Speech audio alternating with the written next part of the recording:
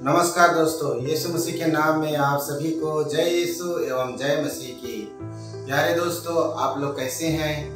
उम्मीद रखता हूं और आशा करता हूं दोस्तों कि आप सभी लोग हमारे प्रभु यीशु मसीह के पवित्र नाम और सामर्थ्य नाम से आप सभी लोग भले चंगे होंगे और स्वस्थ होंगे और हर हालत में आप परमेश्वर की महिमा कर रहे होंगे। दोस्तों, इस समय हमारे छत्तीसगढ़ में बहुत ही ज्यादा सताव का दौर चल रहा है।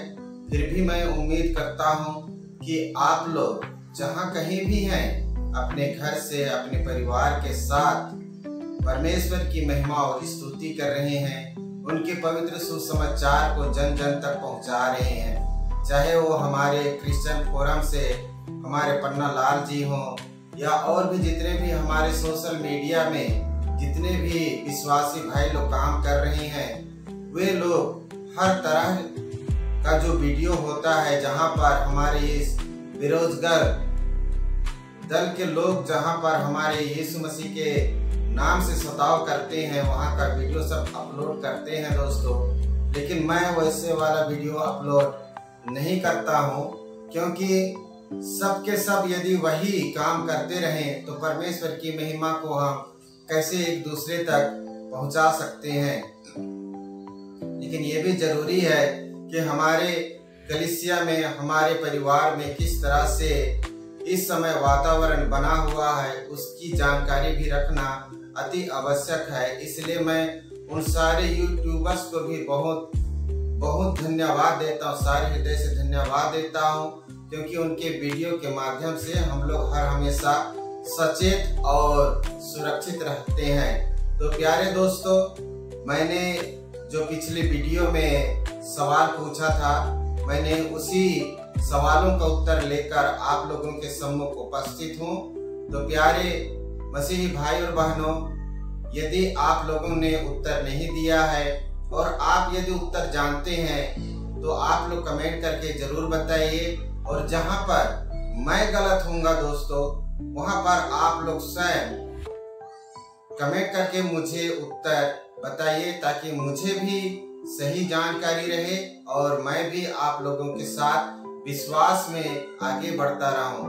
तो दोस्तों, पहला सवाल था, कौन कुत्ता जैसा बैठा था?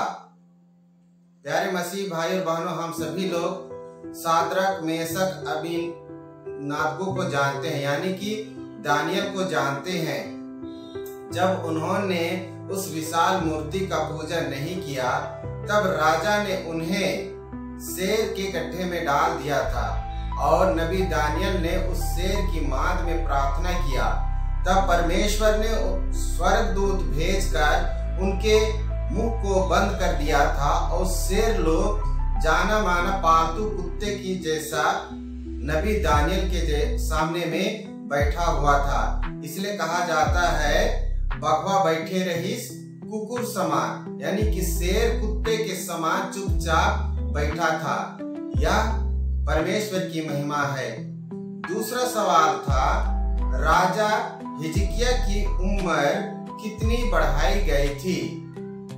तो प्यारे मसीह भाई और बहनों, आप सभी लोग जानते हैं कि परमेश्वर ने राजा हिजकिय्याह की प्रार्थना को सुनकर उनकी उम्र बढ़ाई थी और उसका चिन्ह था सीढ़ियों का छाया का पीछे हटना। और इस तरह से राजा हिजकिय्याह का 15 साल की उम्र परमेश्वर ने बढ़ाया था। तीसरा सवाल है, नया नियम में कितनों को जीवित करने का उल्लेख है? इसमें प्यारे मसीही भाई और बहनों, पुराना नियम का एक भी चमत्कार को शामिल नहीं किया गया है। केवल नए नियम में जिन्हें जीवित किया गया उनका उल्लेख किया गया है। पहला है लाजरुस, दूसरा है याईर की बेटी, तीसरा है नैन का युवक जिसे दफनाने के लिए ले जा रहे थे, वो विधवा का बेटा, और चौथा है शिष्य पतरस के द्वारा जो दीवार में परमेश्वर के वचन को सुनते समय मूर्छित होकर गिर गया था, लेकिन पतरस ने प्रार्थना किया और वह पुनर्जीवित हो गया। इस तरह से 4 लोगों का जीवित होने का उल्लेख नया नियम में है।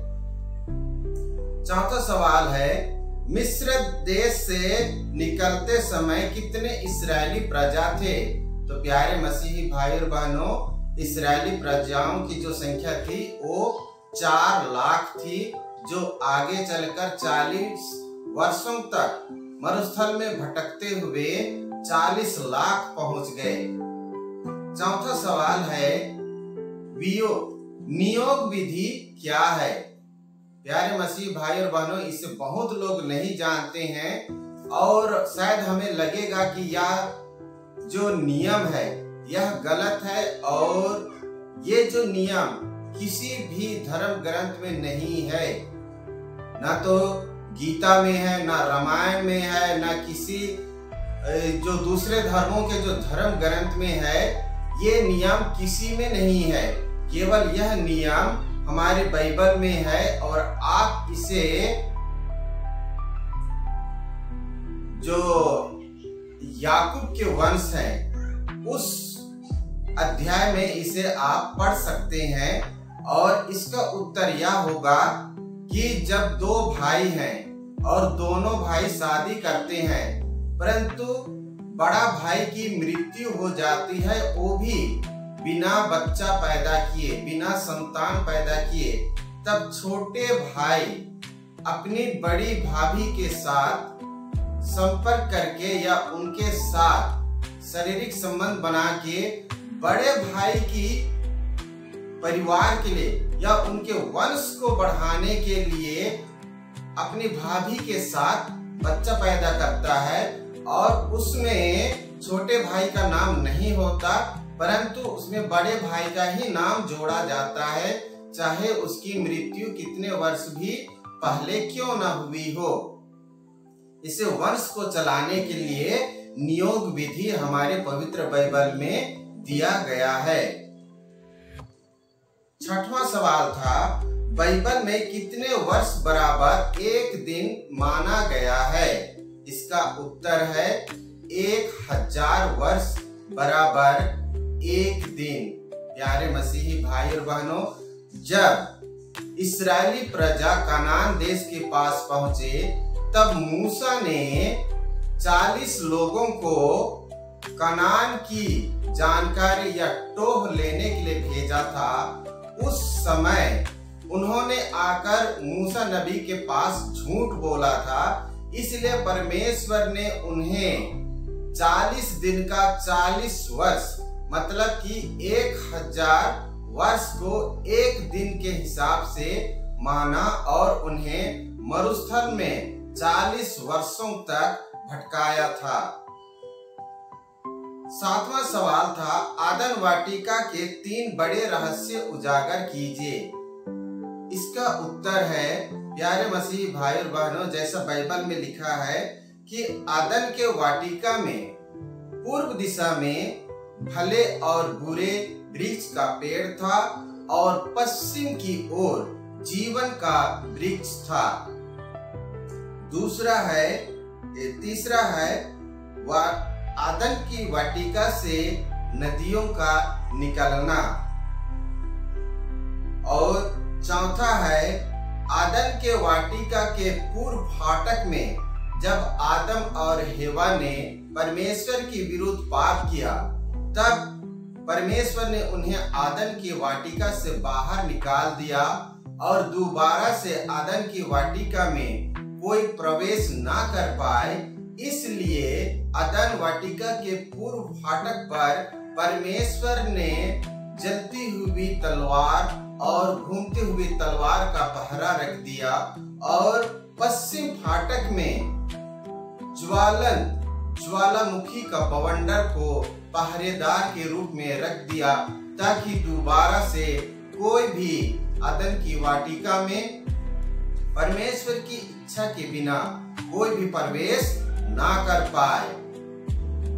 8वां सवाल था, मृत्यु से जी उठने के बाद लाजरुस या लाजर कितने वर्ष और जीवित था?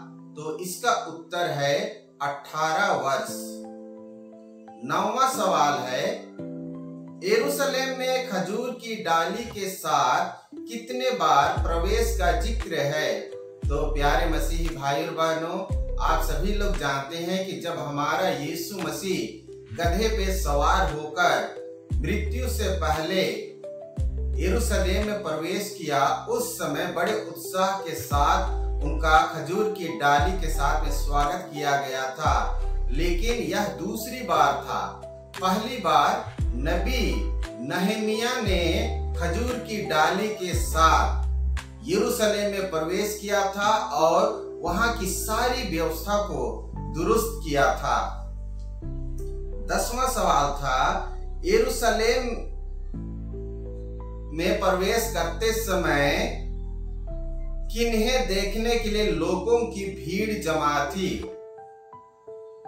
और एक बार दोहरा रहा हूं दोस्तों, यरूशलेम में प्रवेश करते समय किन्हें देखने के लिए लोगों की भीड़ जमा थी?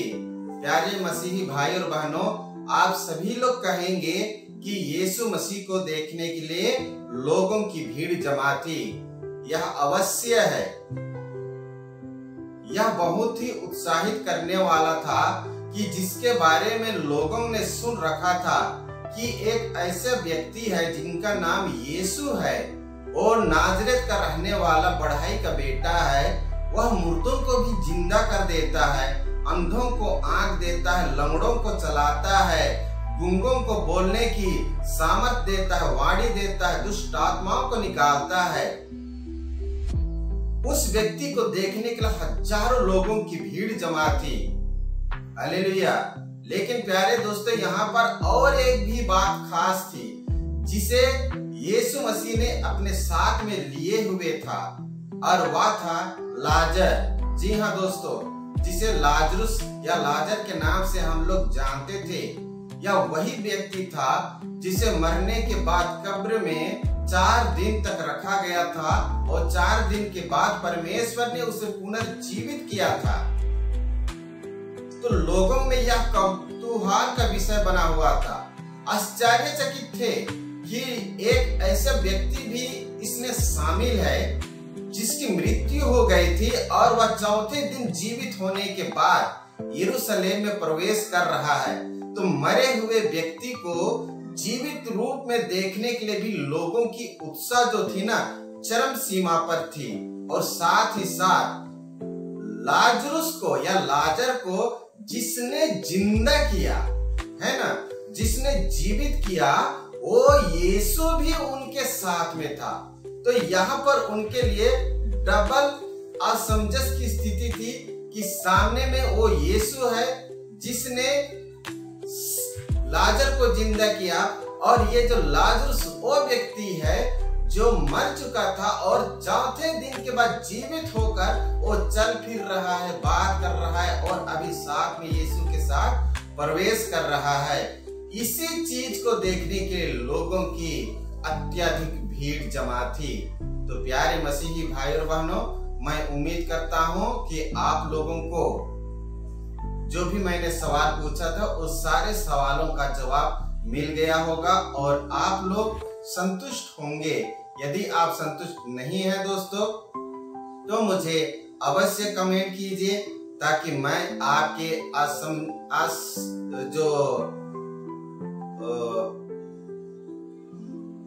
ताकि मैं आपके जीवन में जो चीज समझ नहीं आया या आप जिस चीज को समझ नहीं पाए, मैं उस चीज को क्लियर कर सकूं। तो प्यारे मसीही भाई और बहनों, इसी तरह से आप मेरे वीडियो को देखते रहिए। यदि आप नए हैं तो मेरे चैनल को सब्सक्राइब कीजिए और शेयर कीजिए और परमेश्वर की महिमा को जन जन तक पहुंचाते रहिए। आप सभी को जय मसीह की, जय यीशु। God bless you.